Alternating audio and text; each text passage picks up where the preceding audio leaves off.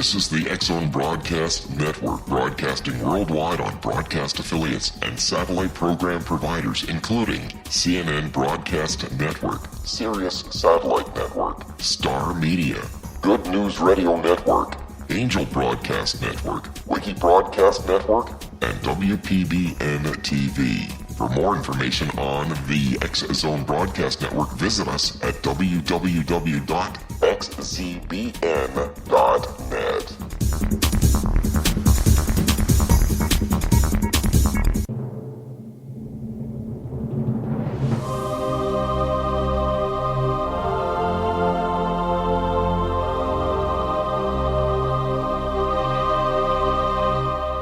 The Science of Magic with Gwilda Wiyaka is largely an opinion talk show. All opinions, comments, or statements of fact expressed by Gwilda Wiyaka's guests are strictly their own and are not to be construed as those of the Science of Magic or endorsed in any manner by Gwilda Wiyaka, Relmar McConnell Media Company, its affiliated networks, stations, or employees.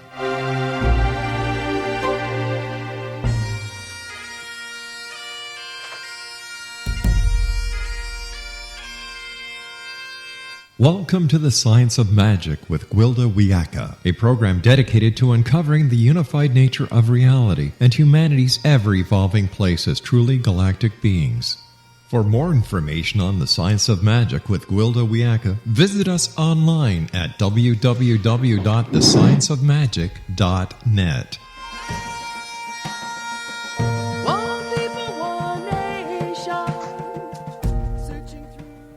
Welcome to the Science of Magic, a program combining the science and magic of today's leading topics to co-create new solutions and promote evolutionary thinking.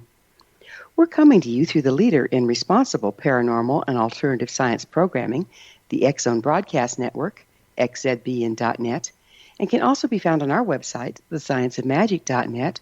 I'm your host, Gwilda Wiyaka. This hour we'll be exploring ayahuasca whispers. There's a veil between you and all that is.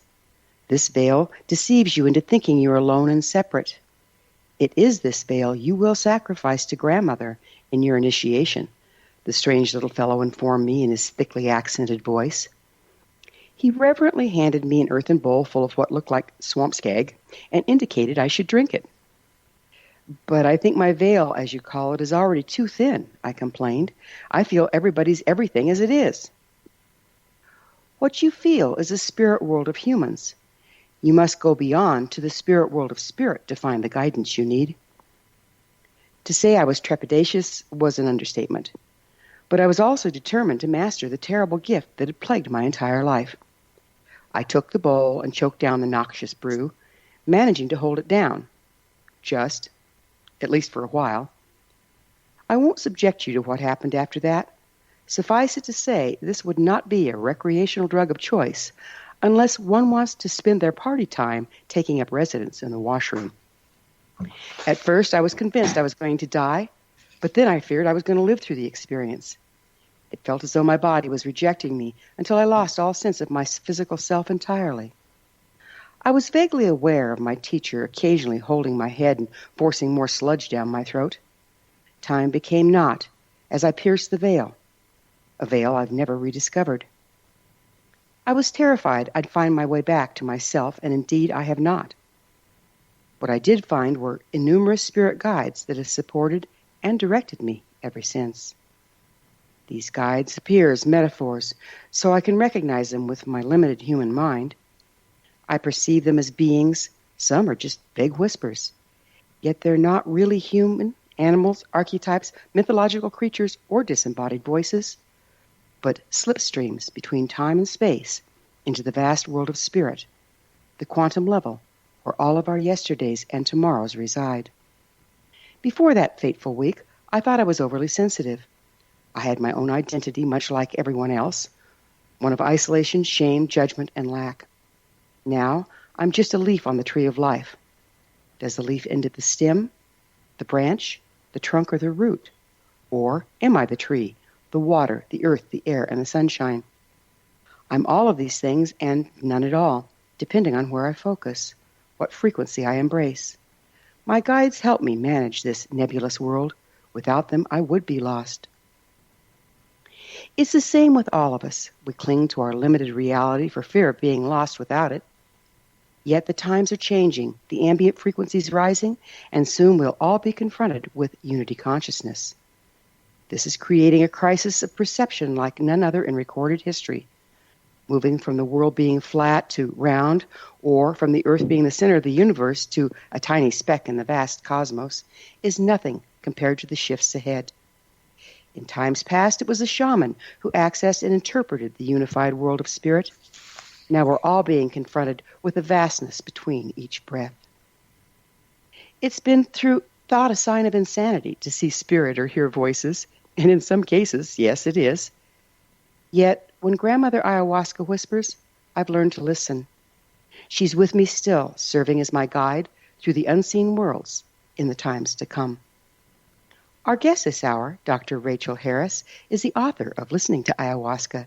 She received a National Institutes of Health New Investigators Award, has published more than 40 scientific studies in peer-reviewed journals, and has worked as a psychological consultant for Fortune 500 companies and the United Nations. She lives in an island off the coast of Maine.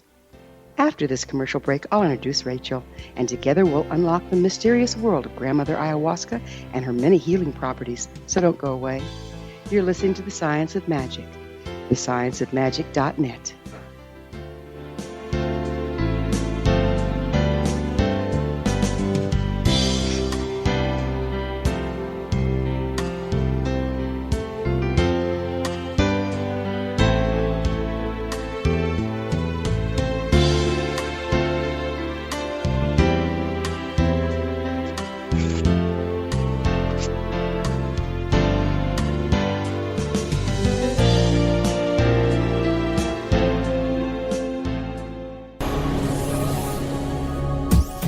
This is the X-Zone Broadcast Network, broadcasting worldwide on broadcast affiliates and satellite program providers, including CNN Broadcast Network, Sirius Satellite Network, Star Media, Good News Radio Network, Angel Broadcast Network, Wiki Broadcast Network, and WPBN TV. For more information on the X-Zone Broadcast Network, visit us at www.xzbn.net.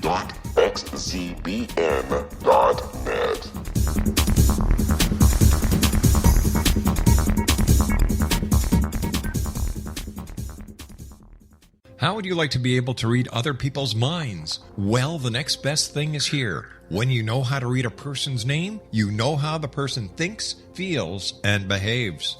Each letter in our name holds a key to unlock our true essence. Our name contains both our gifts and challenges in this lifetime. Mnemology science discovers personality secrets hidden in the placement of the letters of our names, including the first and last impression people remember about us. Sharon shows us how to interpret the arrangement of letters as outlined in her book, Know the Name, Know the Person. Sharon Lynn Wyeth created mnemology science after 18 years of research and testing her theories, and has supported thousands of people around the world in understanding themselves and others better. You'll enjoy Sharon's unique teachings as she shares her system to learn the gifts behind your given birth name. Even if you don't like your birth name, there are jewels in this book. If you're thinking of changing your name, ready to name your child, or wanting to get along better with others, this is the book for you. If you'd like to improve your relationships and change your life for the better, get the book today, Know the Name, Know the Person, or visit www.knowthename.com. That's www.knowthename.com.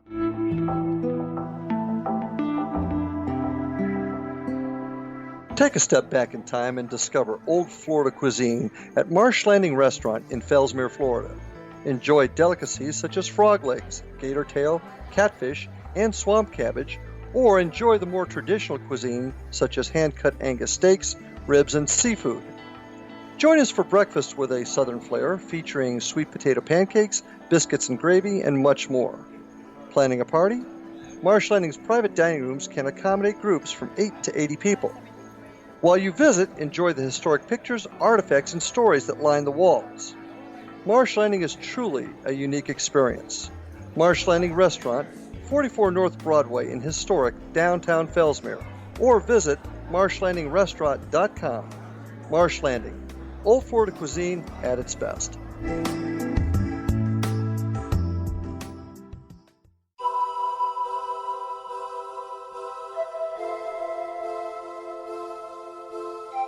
If you're a seeker, don't miss the inspiring book Shamanic Awakening, Between the Dark and the Daylight. This remarkable work chronicles shamanic counselor and indigenously trained dream decoder Sandra Cochran's 35 years of experience with diverse wisdom keepers throughout the Americas. Sandy's initiations across the British Isles, Turkey, Greece, and Egypt, combined with her knowledge of symbology, psychology, and myth, influence her dream blog and workshops. Sandy offers private readings, sacred international journeys, a meditative CD, and her book, Shamanic Awakening, to encourage you as you navigate your earth walk and create a deeper connection to yourself. Find this and more at her website, starwalkervisions.com.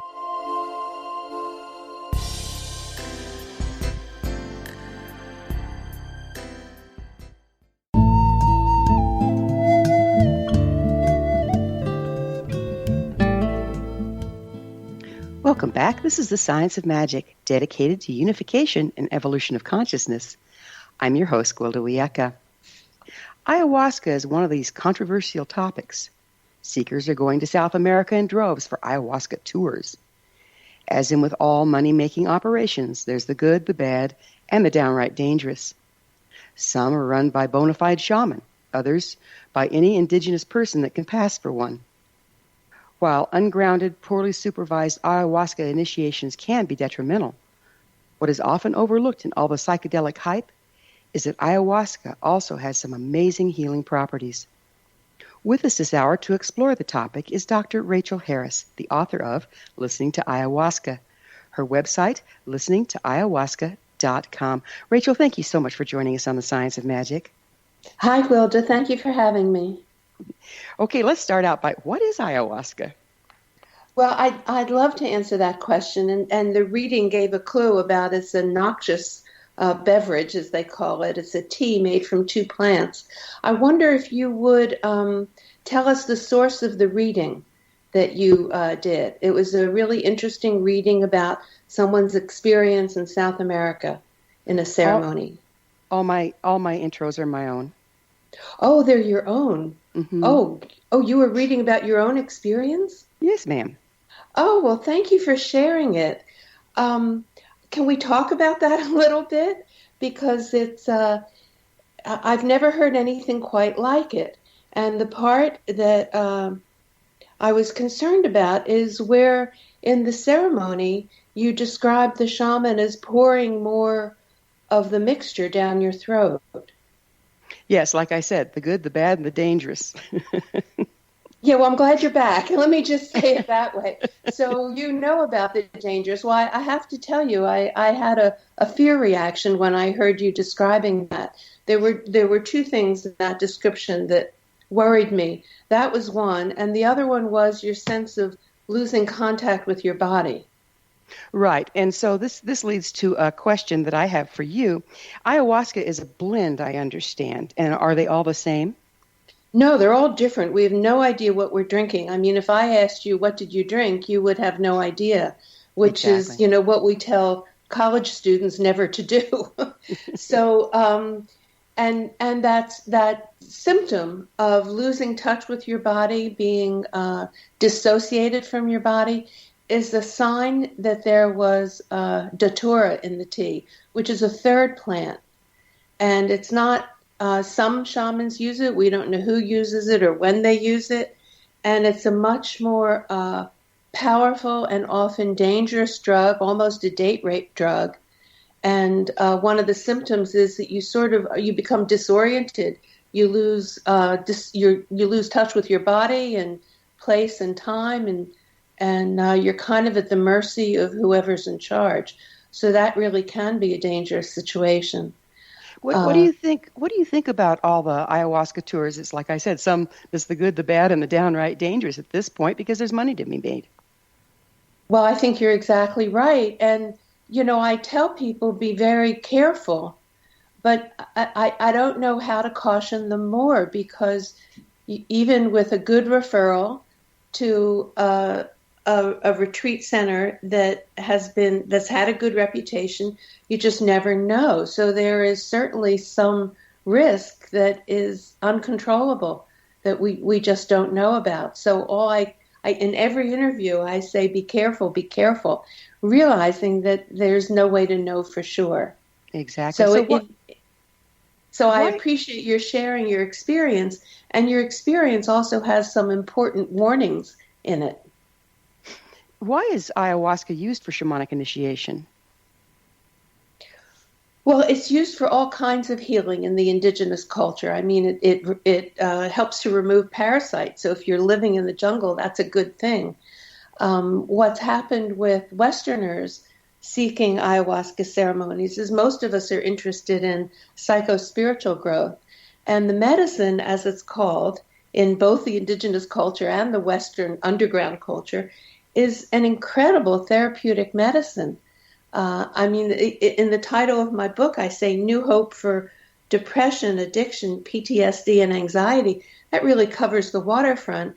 And so people who have not been helped by Western medicines or even medicines combined with psychotherapy are searching for ayahuasca in hopes that it will make a difference in their lives. So ayahuasca is a drug, right? Well, from an indigenous point of view and from the ayahuasca community, they would prefer to say it's a medicine. Right, but scientifically we would call it a drug, right? That's exactly right. So isn't treating drug addiction with a drug kind of like fighting fire with fire?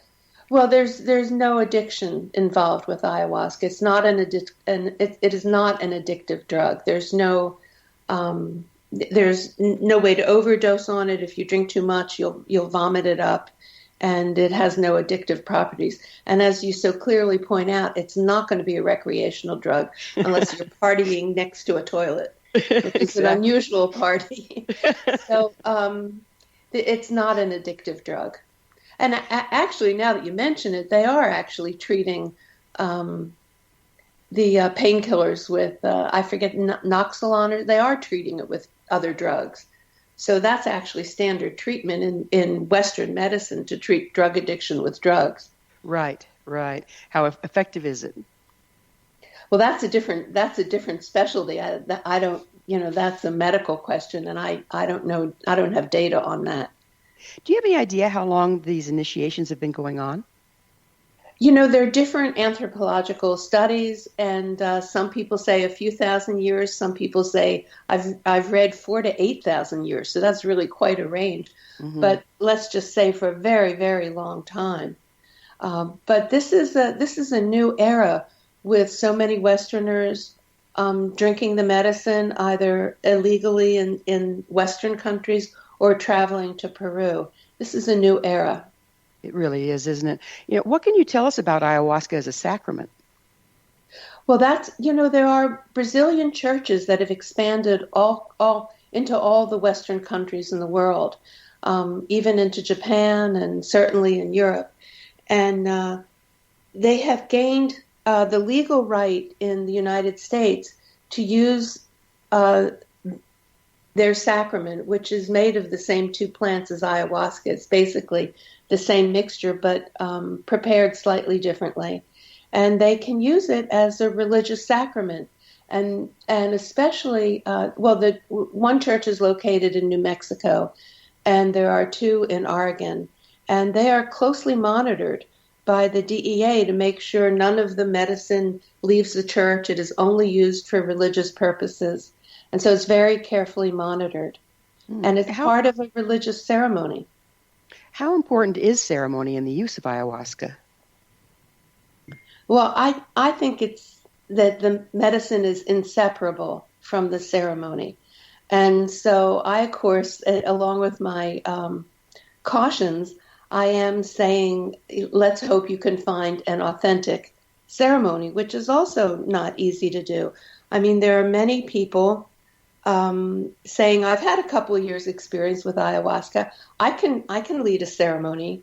Well, there's a tradition here that really takes decades to be completely initiated. One or even a dozen or even 100 ayahuasca ceremonies are not really an initiation. There's a process of studying with a shaman that takes an enormous amount of time and goes way beyond just the two plants. It's a study of plant medicines in general. And that really takes decades of study. Well, it's kind of like saying, well, I've had brain surgery, I can be a brain surgeon. Yeah, Right? sign me up. So, it's like taking ayahuasca, going through the initiation is an internal experience of initiation. However, if you're going to be a guide, you have to be able to walk those worlds of the between times, don't you? That that really is the definition of a shaman who can move between worlds and bring healing and help from other worlds into their community here. And that is the definition of a shaman, someone who has that fluidity and flexibility and expertise to move between worlds. So, Rachel, do you personally think ayahuasca is really a spirit in and of itself? Of all the interviews I've done, you're the first one to really ask me that directly. And I've been hedging on this within my own head for years now.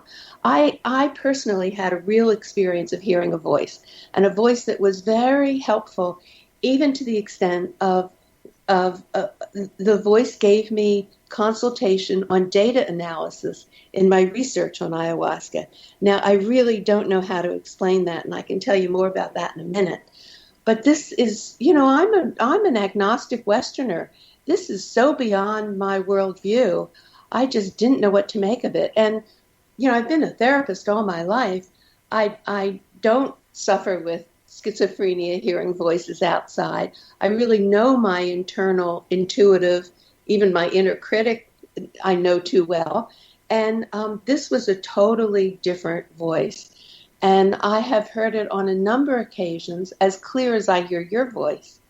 And the first time I heard it, the message was, do the research. There was no instruction about what research, but that was the mission.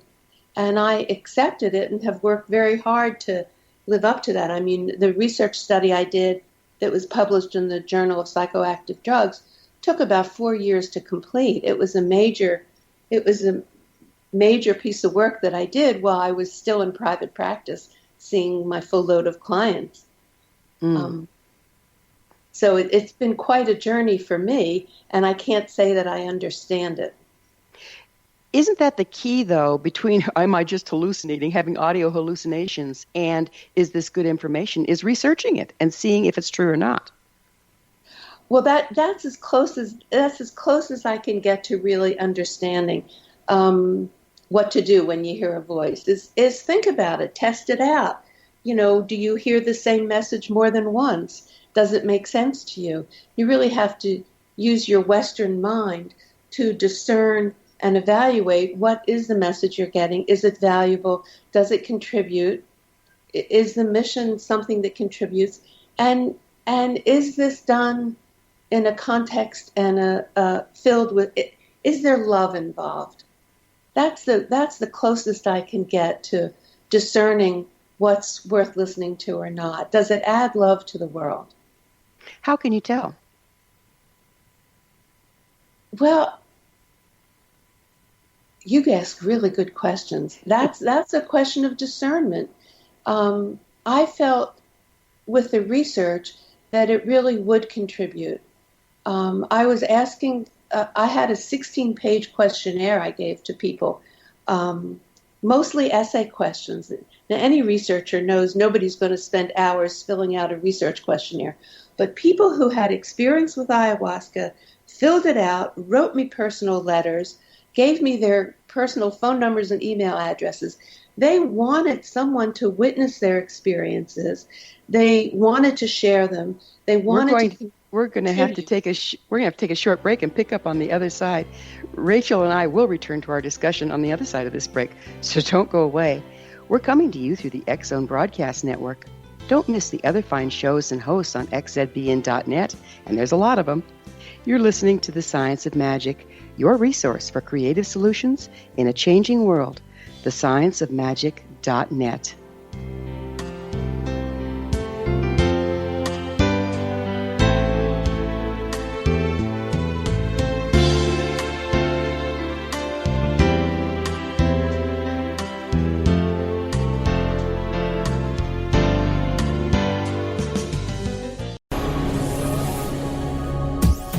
This This is the X-Zone Broadcast Network, broadcasting worldwide on broadcast affiliates and satellite program providers, including CNN Broadcast Network, Sirius Satellite Network, Star Media, Good News Radio Network, Angel Broadcast Network, Wiki Broadcast Network, and WPBN TV. For more information on the X-Zone Broadcast Network, visit us at www.xzbn.net.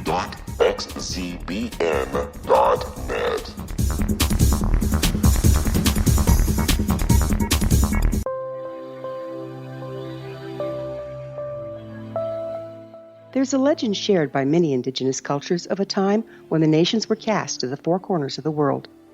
Each nation was given a body of sacred knowledge that held a different portion of the truth to preserve. True reality could not be known until all the nations reunited, combining the information. If a single one was missing, the world could not be reborn and darkness would prevail. The Science of Magic Radio is dedicated to reuniting the sacred knowledge. With the understanding, none of us has all the answers, but together we can open new perceptions and possibilities. Through our combined vision, the world can be reborn into a place where darkness no longer prevails. Join me, Gwilda Wiyaka, and the Science of Magic daily on the X-Zone Broadcast Network, xzbn.net, or visit us at thescienceofmagic.net.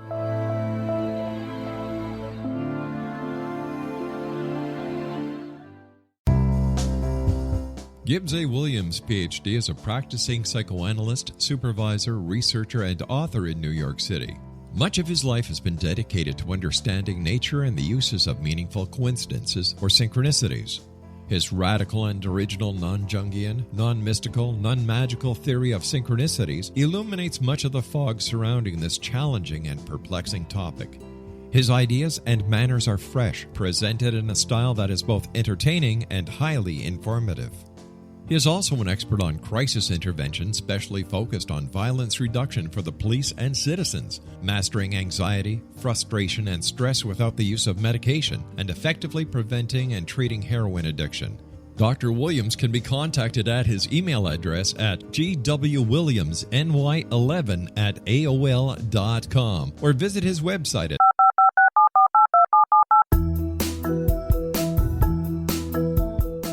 Did you know that when you're on the road with limited data or Wi-Fi, you can still listen to the X-Zone Radio Show with Rob McConnell, The Science of Magic with Gwilda Wiyaka, X-1, Dimension X, Space Patrol, and every minute of the X-Zone Broadcast Network by calling 213-401-0080, courtesy of Audio Now.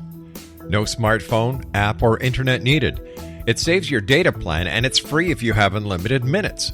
Call 213-401-0080 to listen on any phone, anytime, anywhere. Remember 213-401-0080 for the best of the paranormal, parapsychology, and sci-fi radio programming anywhere, 24/7, 365.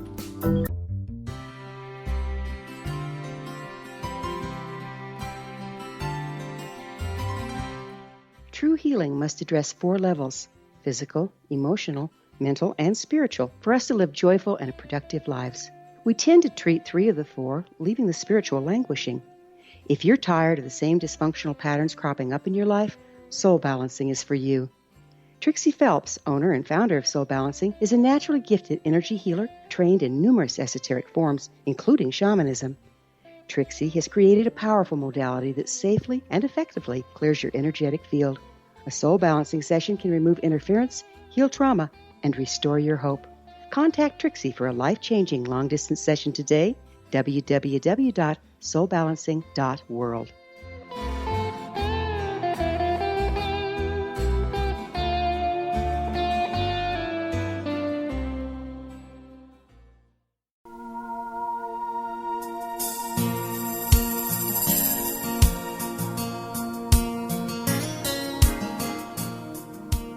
Welcome back. This is the Science of Magic, a place where magic and science come together to promote enlightenment.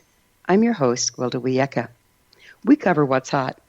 For in-depth exploration of leading-edge subjects from numerous authorities and viewpoints, join our email family to receive our topic-driven episode collections at thescienceofmagic.net. Our guest this hour is Dr. Rachel Harris. She's the author of Listening to Ayahuasca. Rachel, let's talk a little bit about the magic of ayahuasca. What's considered to be the magic of ayahuasca? Well, in my research, I focused on what happens to you after the ceremony. How are you different? How has your life changed?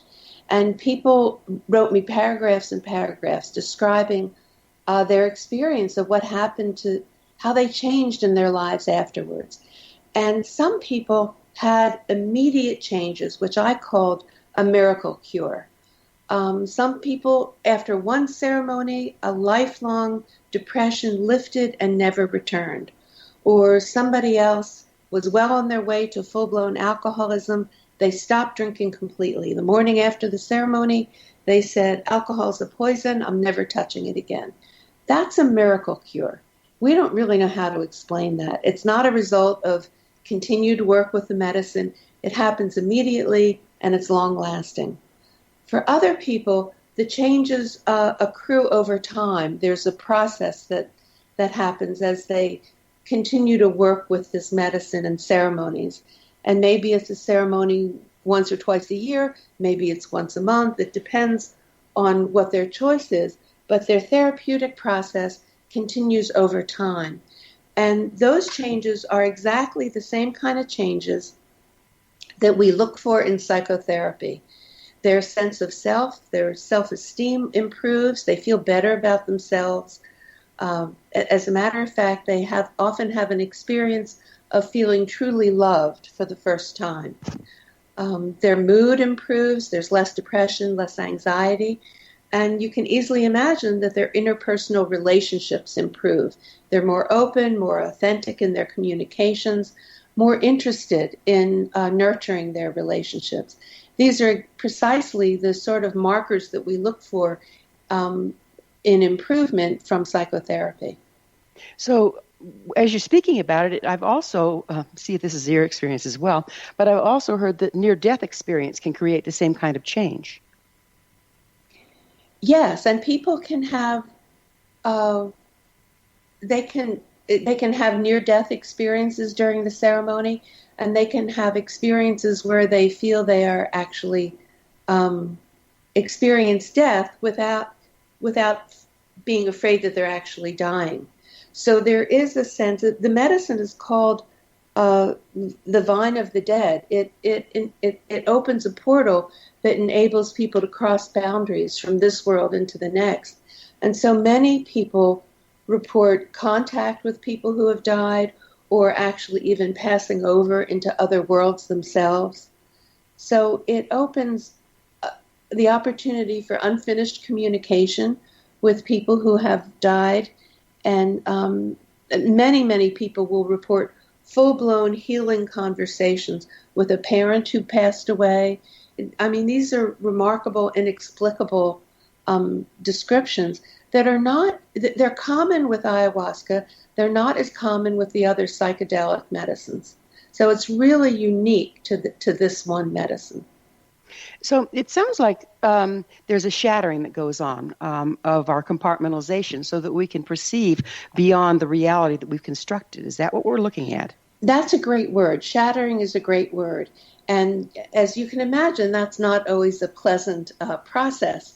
I mean, for some people can panic during that. And what gets shattered is the way we've constructed our ego to support who we think we are and what we think the world is.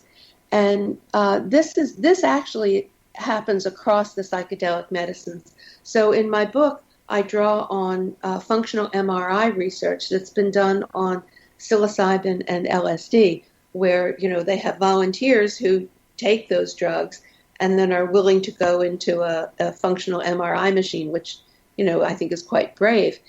And what it looks like is that what's called the default mode network, which is not an anatomical area of the brain, but a network that crosses over areas in the brain. And this network is kind of the background noise that's always going on in our heads. The things we say to ourselves, the way we see the world, our expectations. This is one British researcher said this is what supports the ego. This is as close as we can come to a neurological description of Freud's concept of the ego. This is how we construct ourselves. And the blood flow to that network is lowered, and that's the shattering. Got it. What can you tell us about ayahuasca and synchronicity? Well, I asked that question. There were 81 people in my study, and everybody talks about synchronicity, and I've had synchronous experiences that I sort of chalk up to the medicine. But people in the study, people did not report a lot of synchronous experiences.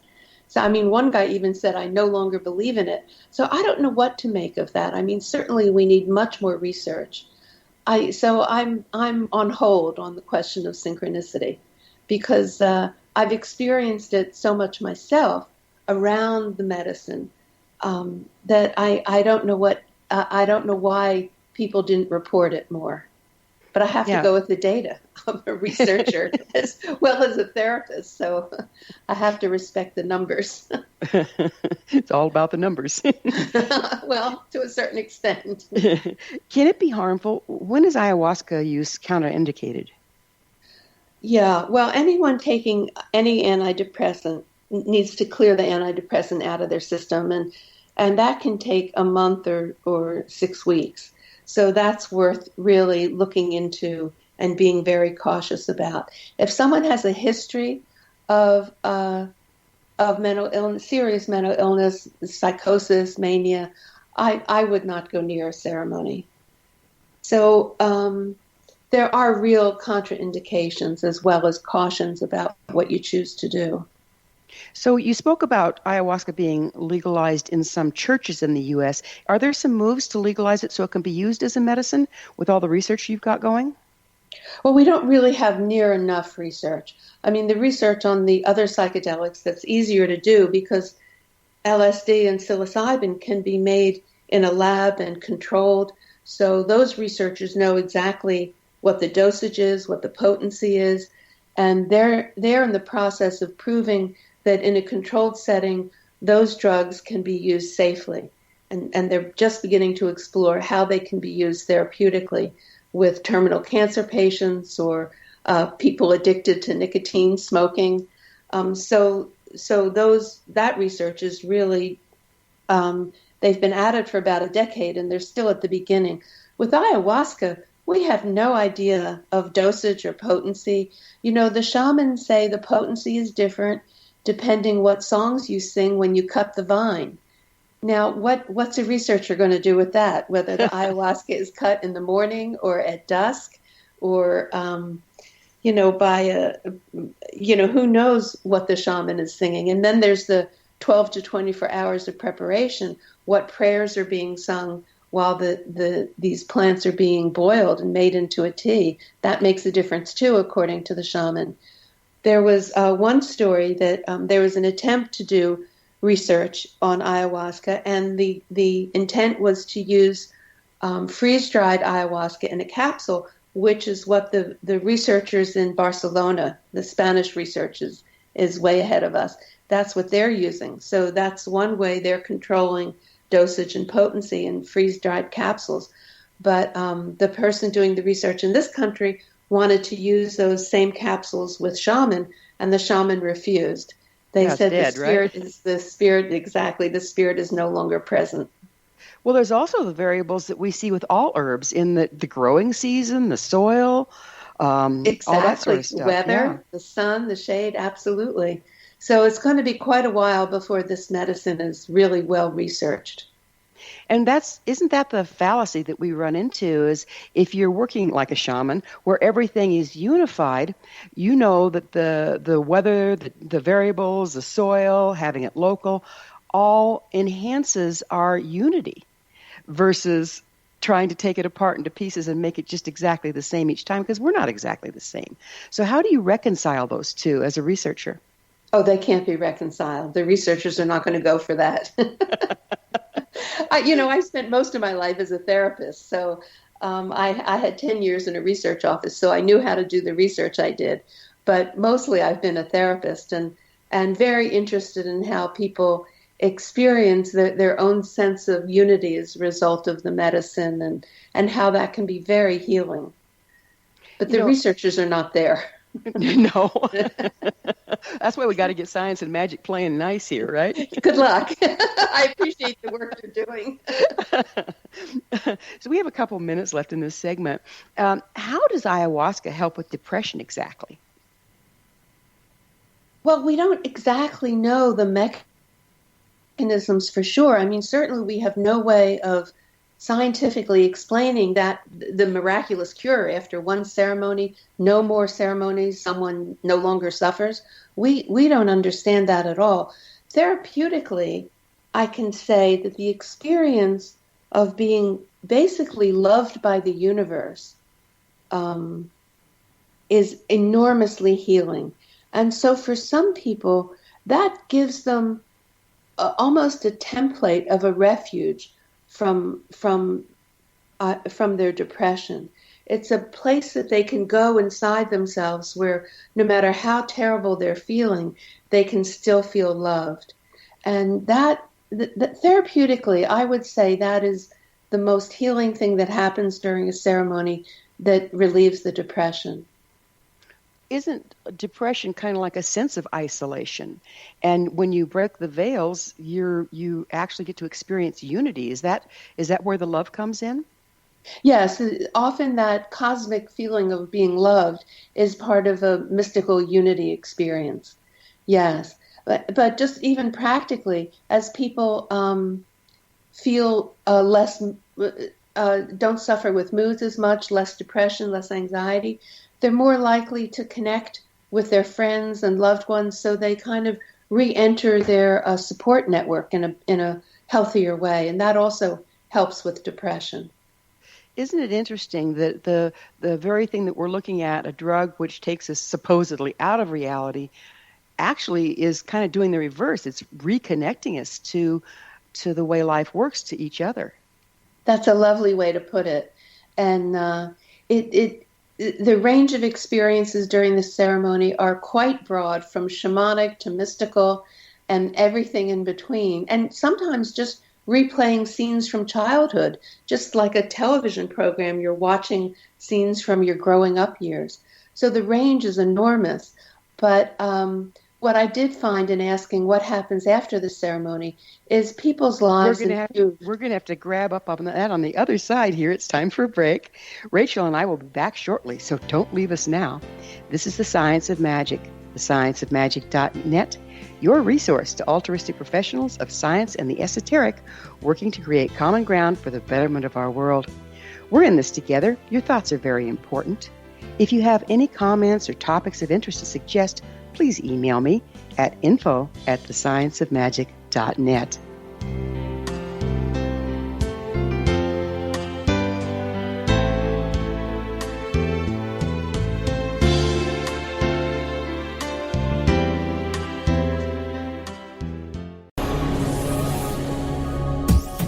This is the X-Zone Broadcast Network, broadcasting worldwide on broadcast affiliates and satellite program providers, including CNN Broadcast Network, Sirius Satellite Network, Star Media, Good News Radio Network, Angel Broadcast Network, Wiki Broadcast Network, and WPBN TV. For more information on the X-Zone Broadcast Network, visit us at www.xzbn.net.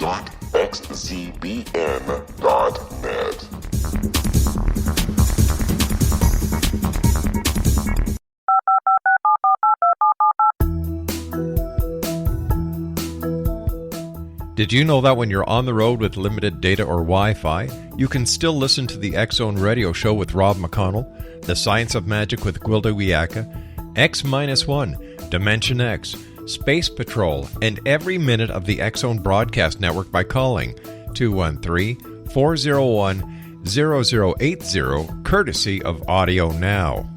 No smartphone, app, or internet needed. It saves your data plan, and it's free if you have unlimited minutes. Call 213-401-0080 to listen on any phone, anytime, anywhere. Remember 213-401-0080 for the best of the paranormal, parapsychology, and sci-fi radio programming anywhere, 24/7, 365.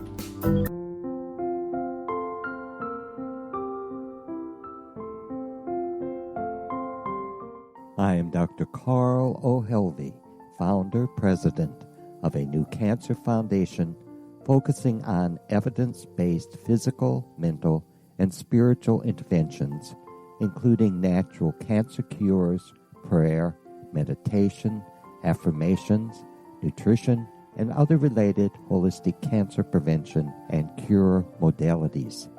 These are used in cancer education, research, and financing care. I ask for your help to continue this important work by donating at www.holisticcancerfoundation.com.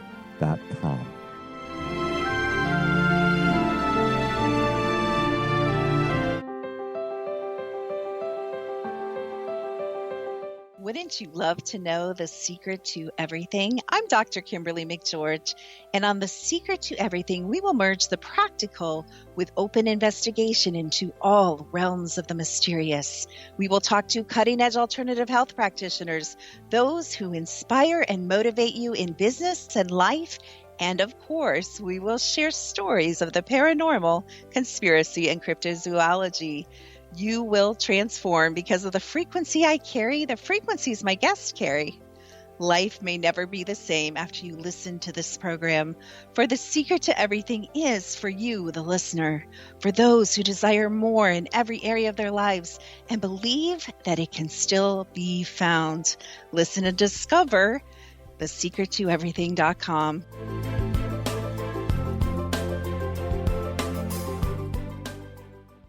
Little children aren't the only ones afraid of the dark. Millions of soldiers return from war zones with PTSD, anger, frustration, fear, and loneliness, much of which surfaces during the darkness of the night. You have the chance to change the lives of these American heroes. Songs and Stories for Soldiers.us provides free MP3 players for these men and women. With a list of 3 million songs in 16 different styles, 100,000 audiobooks, and 30,000 old-time radio programs, every veteran can find something to soothe and comfort them at no cost. All our players contain an 8-hour audio program designed to help veterans fall asleep. With 1,500 plus vets now participating, it's our goal to deliver 10,000 audio players this year. Go to our website at songsandstoriesforsoldiers.us. Help us help a veteran make it through the night.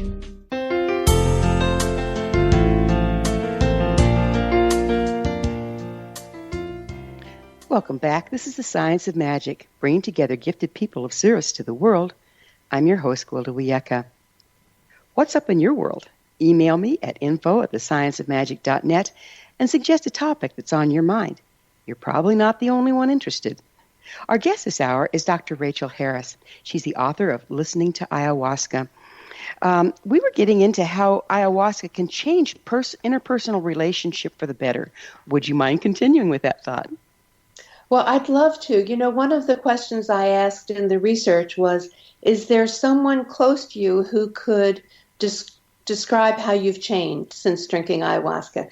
So one 20-something young man had his mother respond, and she wrote a paragraph, and basically it was, I don't really understand what he's doing, but he's so much more available, he's so much more respectful, he has so much more patience with me. This is clearly a mother of a son.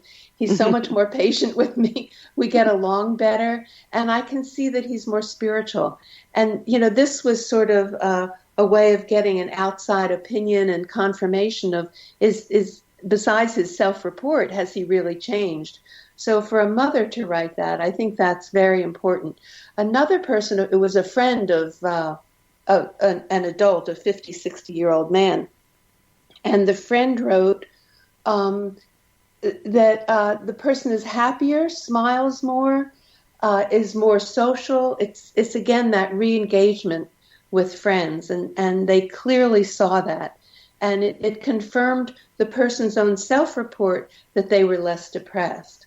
they became less isolated as a result. You know, I understand some people have had better results with ayahuasca than actually with years of therapy. Why do you think that is? Well, I certainly wish we knew. I mean, that's sort of the current statement that one ceremony is worth 10 years of therapy.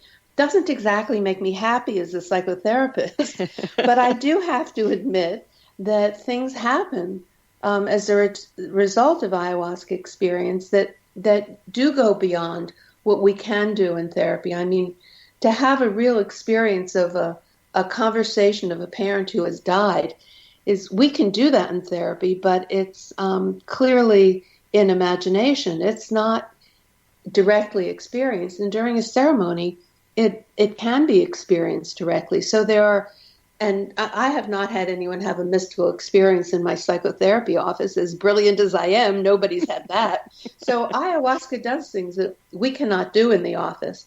But I still, as a psychotherapist, I always recommend therapy, and I have to say, many times people have experiences during a ceremony with ayahuasca where they really need therapy afterwards to work it through.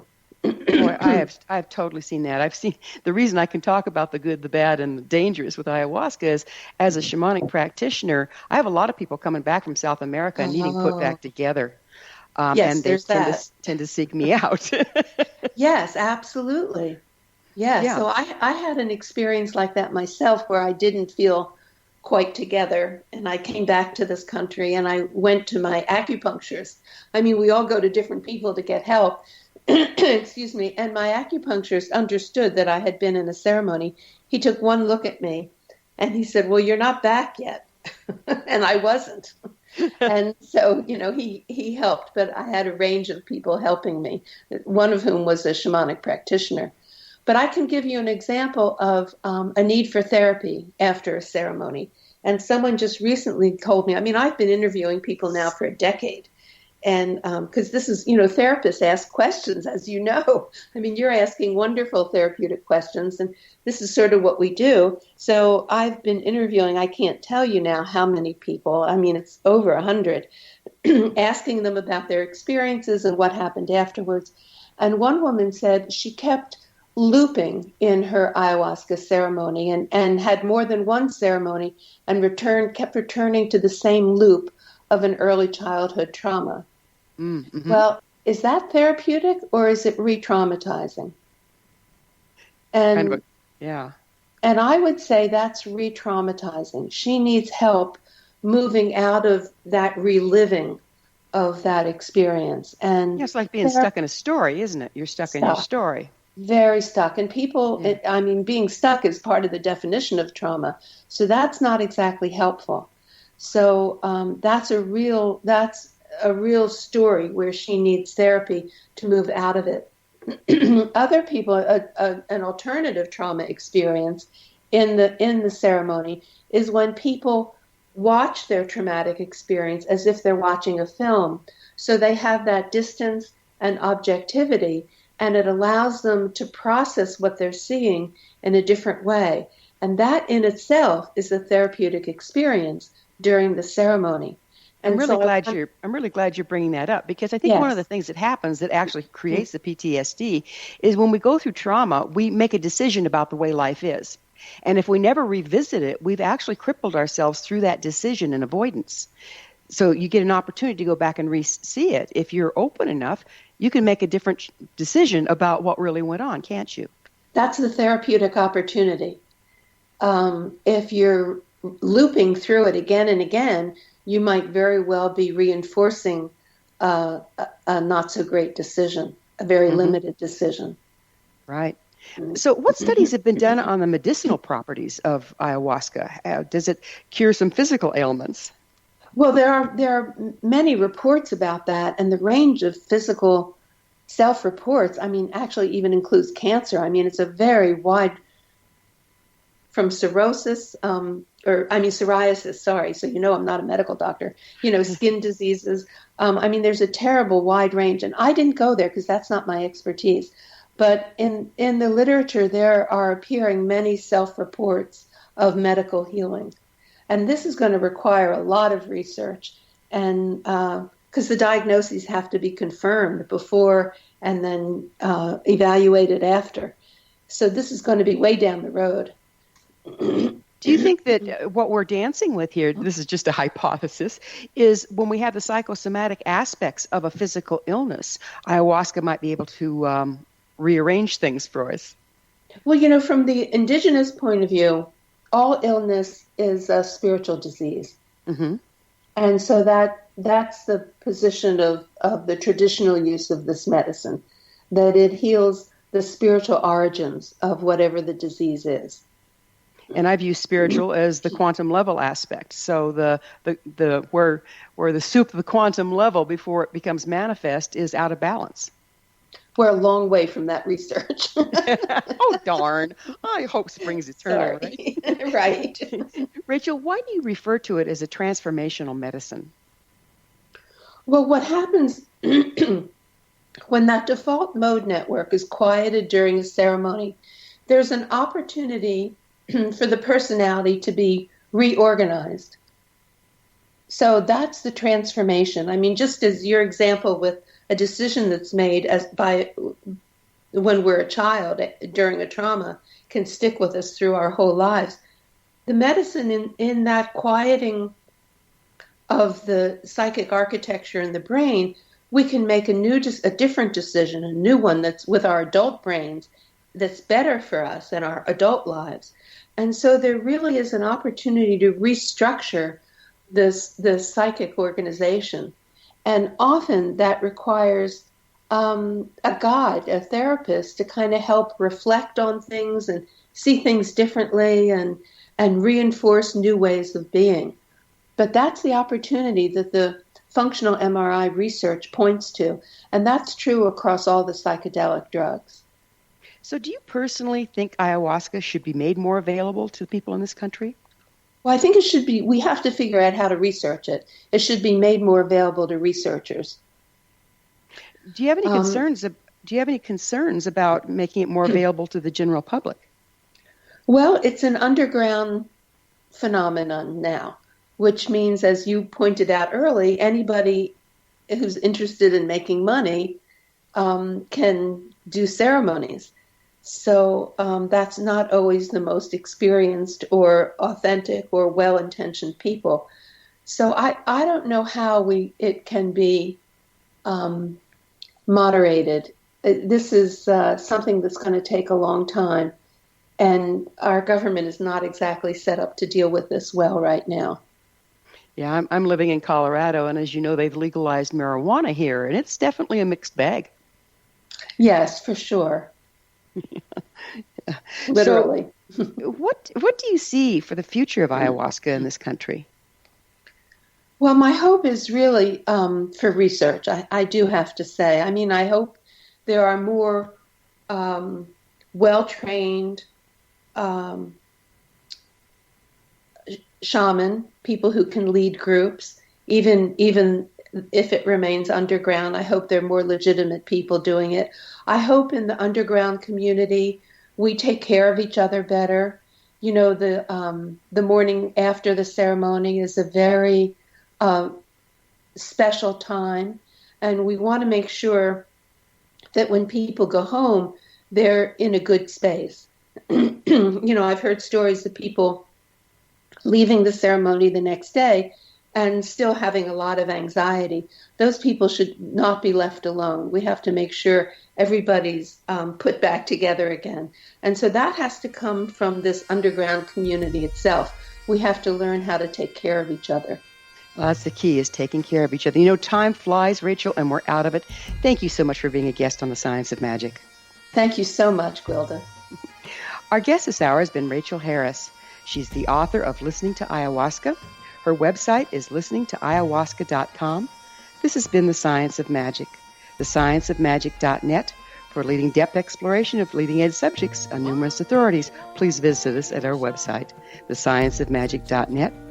Until next time, dear ones, may you be blessed with knowledge and comforted with love as you listen to the whispers of spirit.